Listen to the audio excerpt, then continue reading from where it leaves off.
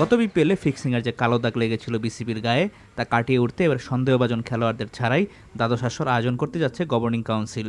তবে যে প্রক্রিয়ায় খেলোয়াড়দের বাদ দেওয়া হয়েছে তা নানান আলোচনা ও সমালোচনার জন্ম দিলেও এই সিদ্ধান্তকে সঠিক মনে করছেন বাংলাদেশের সাবেক অধিনায়ক খালেদ মাহমুদ সুজন। সন্দেহ ভাবে আপনি পারেন কিনা আমি জানি না। যদি আপনাদের কাছে প্রপার এভিডেন্স থাকে তো সেটা সবচেয়ে ভালো হতো। নিশ্চয়ই বিসিবির কাছে এরকম কোনো প্রপার এভিডেন্স আছে বা কিছু আছে যেটার জন্য ওরা এইটুক করতে পেরেছে, প্লেয়ারদেরকে ড্রাফট লিস্ট থেকে এস্টাবলিশ প্লেয়ারদের ড্রাফট লিস্টে সরিয়ে দিয়েছে।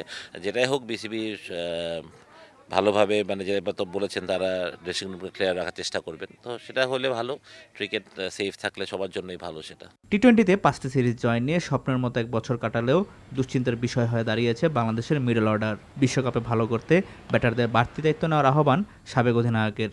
এরা সবাই খুব দারুণ প্লেয়ার। খারাপ সময় গেছে, ভালো সময় আসবে। আমরা অধৈর্য হলে হবে না, ধৈর্য রাখতে হবে। সুতরাং আমি ধৈর্যশীল। আমি মনে করি যে এরাই ভালো খেলবে, এরাই বাংলাদেশকে ম্যাচ জিতাবে।